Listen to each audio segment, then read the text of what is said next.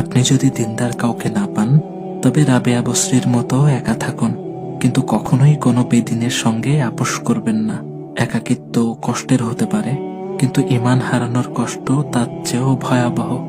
অপেক্ষা করুন, ধৈর্য ধরুন, নিজেকে ফাতেমা রাদিয়াল্লাহু তাআলা আনহার মতো গড়ে তুলুন, পবিত্রতায়, লজ্জায়, ইবাদতে, আত্মমর্যাদায়।